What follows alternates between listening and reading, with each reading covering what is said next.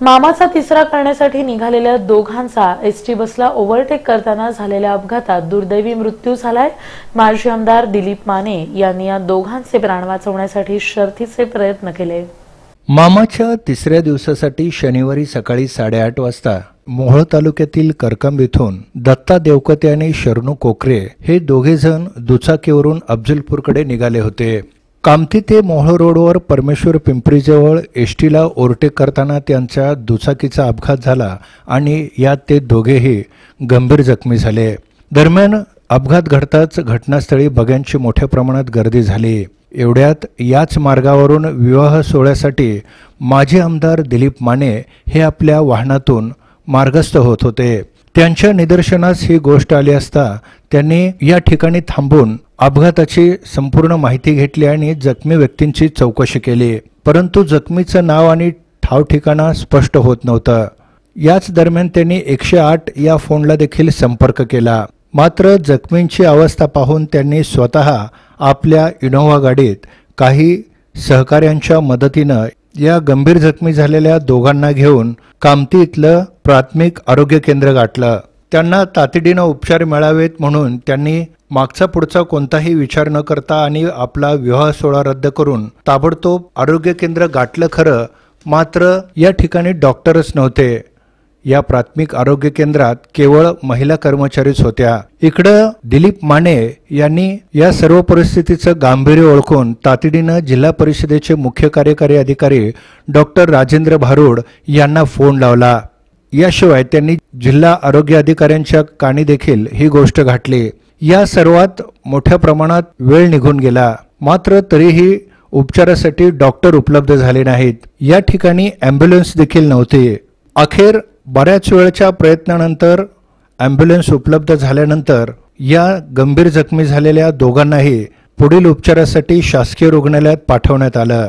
या दोघा गंभीर जखमींना घेऊन ॲम्ब्युलन्स इथं आली, मात्र या ठिकाणी शासकीय रुग्णालयातील एकही कर्मचारी उपलब्ध नव्हता।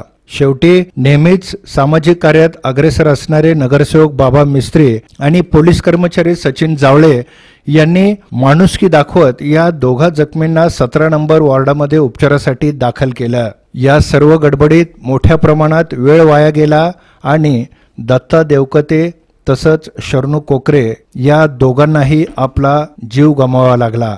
देवकते आणि कोकरे हे मयत झाल्याची घोषणा यावेळी डॉक्टरांनी केली। दरम्यान या एकूणच ढिसाळ कारभाराबाबत नगरसेवक बाबा मिस्त्री यांनी अत्यंत तीव्र शब्दात आपली नाराजी व्यक्त केली। आज सकाळी 10:30च्या दरम्यान कामतीपाशी ॲक्सिडेंट झाला मोटरसायकलचा। अजून समोरची कुठली गाडी अजून कळाली नाही, परंतु आमचे माजी आमदार दिलीपराव माने लग्नाला जात असताना त्यांनी बघितले, त्यांचे इनोव्हात टाकून तिने आणले। मग अर्ध्या रस्त्यात येऊन तिने एक ॲम्ब्युलन्समध्ये पाठवून दिले। त्यात एक मयत झाला, आता एक सिरियस पेशंट आहे। ह्या दोघांचा अकस्मात म्हणजे ॲक्सिडेंटमध्ये फार मोठ्या प्रमाणात त्यांना मार लागलेला आहे। एकाचा तर पाय चेंदामेंदा झालेला आहे, ते शॉकमध्ये गेलं आहे। दुसऱ्याच्या डोक्याला अजून हाताला मार लागला आहे, तो सुद्धा पेशंट सध्या बेशुद्ध आहे। त्यांच्यावर आमच्या सिव्हिलमध्ये उपचार चालू आहे। इथं आणताना आमची परिस्थिती अशी झाली, सिव्हिलमध्ये आमच्याकडे लोक नाही, इथं सिव्हिलमध्ये त्यांना आत घ्यायला वेळेवर लोक येत नाही, डॉक्टरसुद्धा वेळेवर उपचार करत नाही, असा माझा एक ठाम आरोप आहे। कॅज्युलिटीमध्ये स्पेशल ॲक्सिडेंटसाठी एक टीम ठेवायला पाहिजे। ज्यावेळी कुठं ॲक्सिडेंट होत आहे कळत नाही, पण ताबडतोब ज्या ठिकाणी ॲक्सिडेंट झाला तिथं टीम यायला पाहिजे। मॉस कॉजिटी म्हणतात कुणाला, ज्यावेळी ॲक्सिडेंट असू द्या, कुठली आपत्ती घटना घडू द्या, ताबडतोब सेवा उपलब्ध करून द्यावा, हे शासनाचं कर्तव्य आहे। यासाठी मी आरोप करतो शासनावर की असे किती लोकांचे जीव जाणार। आपण एका ठिकाणी म्हणतो आपण रस्ता सप्ताह परवा सादर केलो, आपण रस्त्यावर कुठं ॲक्सिडेंट होत नाही म्हणतो, पण असे रोज सिव्हिलमध्ये ॲक्सिडेंट यायलात, यासाठी कुठेतरी विचार करावा अशी माझी विनंती आहे। इकडे माजी आमदार दिलीप माने यांनी एकच लग्न सोहळा उरकून तातडीनं जखमींची विचारपूस करण्याकरता शासकीय रुग्णालयात येताच त्यांना गंभीर जखमी झालेल्या दोघांचंही निधन झाल्याचं कळलं आणि त्यांना मोठा धक्का बसला। या संपूर्ण प्रकाराबाबत त्यांनी मोठ्या प्रमाणात नाराजी व्यक्त केली। प्रायमरी हेल्थ सेंटरमध्ये साधं स्ट्रेचर नव्हतं, तिथं साधं स्ट्रेचर नव्हतं। त्या पेशंटला रक्तस्त्राव थांबवण्यासाठी कुठली तिथं नियोजन नव्हतं आणि कुठेही तिथं कुणाला थांगपत्ता कोण नव्हतं। त्या पेशंटला माझ्या इनोव्हामध्ये उतरून प्रथम उपचार घ्यावा म्हणून मी प्रयत्न करत होतो, तर तिथं सगळेजण पळून गेले। अक्षरशः लोक मेल्यावर येतात, पण जिवंत असताना कोण येत नाही याची आज मला जाणीव झाली। मेल्यावर माहितीला येतात, भाषणं देतात, पण आज प्रत्यक्षात मी बघितलं की माणूस जिवंत आहे, आपण थोडी मदत केलं तर त्याला आयुष्य मिळेल, पण त्या लोकांनी आलेलं नाही। शेवटी तिथले सर्वसामान्य कार्यकर्ते, अनोळखी खेड्यातले मुलं त्या माझ्या पेशंटला आमच्या गाडीतनं खाली काढले।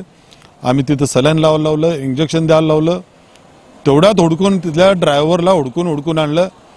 मग त्या गाडीतनं आम्ही ॲम्ब्युलन्समध्ये इथंपर्यंत आणलं।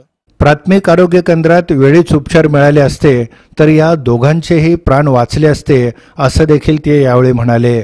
या संदर्भात त्यांनी तीव्र शब्दात आपल्या भावना व्यक्त केल्या। मला खूप वाईट वाटलं आज, मला वेदना झाल्या। दिवसभरात लग्न होते, अनेक कार्यक्रम होते, ते काय महत्त्वाचे नाहीत, पण ह्या माणसाचा जीव वाचवण्यासाठी माझा प्रयत्न करत होतो, पण त्यातला सुद्धा दगावला। एवढा प्रयत्न करून आपण हा दगावला, याचं मला फार दुःख वाटतं। आज माझ्या आयुष्यातली घटना ही अशी पहिला घडली। परमेश्वराला विनंती करतोय असला प्रसंग कुणावर येऊ नये, ह्या दोघांवर आला। लोकांनी सामाजिक बांधिलकीचं भान ठेवावं, पोलिसांचा त्रास होत नाही, पण झाला तर झाला, ते काय मुद्दाम करत नाही। तुमचा जबाब महत्त्वाचा असतो, तुमचा स्टेटमेंट जबाब असतो। एखादा जीव वाचवण्यासाठी थोडा त्रास झाला तर काय फरक पडणार आहे आपल्याला, पण लोक पळून जातात। तिथं 2-3 टमटम होत्या, महिला होत्या, पुरुष होते, हात लावायला कोण तयार नाही।